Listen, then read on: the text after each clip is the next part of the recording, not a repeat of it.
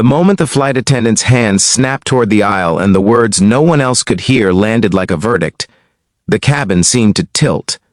The single father stood frozen in first class with his daughter's small fingers wrapped around his wrist, surrounded by leather seats and quiet stares, feeling the weight of every judgment he had carried for years pressed down all at once.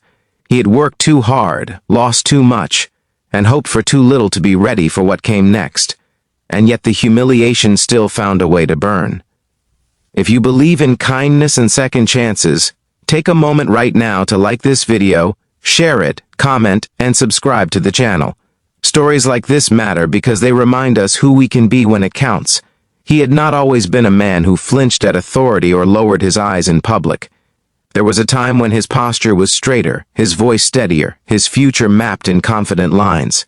That life ended quietly in a hospital corridor years earlier, when a sudden illness took his wife and left him holding a newborn and a promise he wasn't sure he could keep. Since then, every day had been an exercise in endurance. He worked nights, took extra shifts, skipped meals, learned how to braid hair and read medical charts, learned how to smile when his daughter looked up at him and asked if everything would be okay. The flight was supposed to be a rare kindness to himself, a first-class upgrade he had saved for because his daughter's condition made long flights painful and unpredictable. It wasn't luxury he wanted, just space, quiet, and a chance for her to rest. The attendant's assessment had been swift and final. She saw the worn jacket, the scuffed shoes, the single father traveling alone with a child who clutched a frayed stuffed animal. In her eyes, the ticket must have been a mistake, a system error to be corrected before takeoff. The way she motioned for him to move felt practiced, efficient, devoid of curiosity. Around them, other passengers shifted uncomfortably, some pretending not to notice, others watching with thinly veiled interest. The father felt his daughter's grip tighten as confusion crept into her face, and he fought the urge to explain, to defend, to beg. He had done enough of that in life already. He gathered their small bag and stepped aside as instructed, the aisle suddenly too narrow, the walk too long. With each step toward the economy section, memories rose uninvited, being asked to leave rooms where he once belonged, being passed over because grief had aged him faster than years, being told, politely and firmly, that he did not fit. He sat in the cramped seat at the back, his knees pressing against the tray table, his daughter wincing as turbulence rattled the cabin before the doors even closed. He focused on breathing, on keeping her calm, on reminding himself that dignity did not depend on a seat number. What no one else knew was that the upgrade had not been a whim. His daughter's heart condition meant she needed to stay as still and comfortable as possible, and he had learned the hard way what a panic episode at 30,000 feet could look like. He had planned every detail, timed medications, packed documents, rehearsed worst-case scenarios. He had not planned for judgment.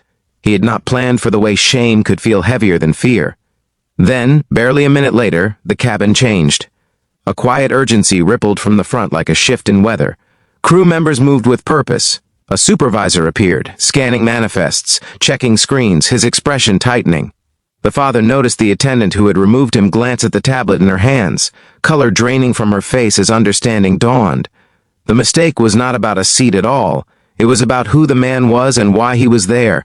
The supervisor's attention fixed on the father and his daughter, recognition flickering as he reviewed the medical notes attached to the booking, the veteran. Status flagged. The humanitarian discount approved after weeks of paperwork.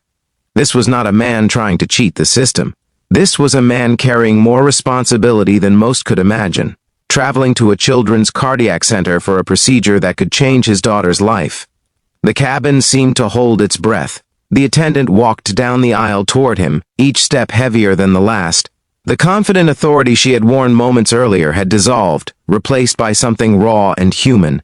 In a gesture that stunned everyone nearby, she knelt in the narrow space beside his seat, not in spectacle, not for attention, but because standing suddenly felt too tall for the weight of her error. Her eyes were wet, her posture small, and the apology she offered came without defense or excuse, an acknowledgement of harm and a plea for forgiveness that did not ask to be earned.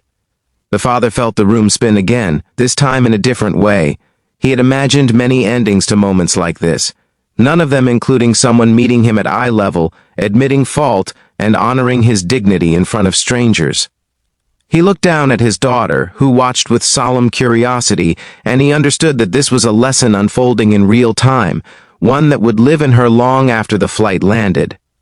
The move back to first class happened quietly. The supervisor ensured the seats were prepared, the space cleared, the medical needs reviewed. The attendant remained kneeling for a moment longer than necessary, steadying herself, before standing and stepping aside with a humility that lingered. As the father settled his daughter into the wide seat, adjusting the pillow and fastening her belt, something in his chest loosened, not because of the comfort, but because of the recognition. Because someone had seen him fully and chosen to respond with grace. As the plane lifted into the sky, the city shrinking below, the father allowed himself a rare stillness. He thought of the years he had spent invisible, of the nights he had whispered reassurances into the dark, of the fear that had become a constant companion. He thought of how easy it was to misjudge, how costly and how powerful it could be to stop and correct course. The attendant checked on them later with quiet care, her actions careful, respectful, transformed. The other passengers softened too, offering small smiles, small kindnesses, the cabin now a shared space of understanding rather than division. Hours later, as the flight smoothed into a gentle hum, the father watched his daughter sleep peacefully for the first time in days. He realized that this journey was not just about reaching a hospital or a procedure. It was about teaching resilience without bitterness, about accepting apologies without surrendering self-respect, about believing that people could change in a single minute if they chose to see. If this story is touching your heart right now, please take a moment to like the video, share it with someone who needs hope, and let us know in the comments that moments like this matter. Your engagement helps keep these stories alive. Just before the ending, here's a special request.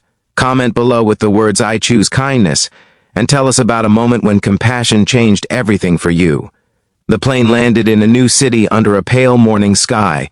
The father gathered their things, lifted his daughter gently, and stepped into the future with a steadier stride. He knew challenges awaited them, tests that would demand courage and patience, but he also knew this: dignity could be restored, mistakes could be owned, and hearts could bend without breaking. Somewhere behind them, a flight attendant carried a lesson she would never forget. And somewhere ahead, a little girl carried proof that the world could surprise you in the best possible way, even at 30,000 feet.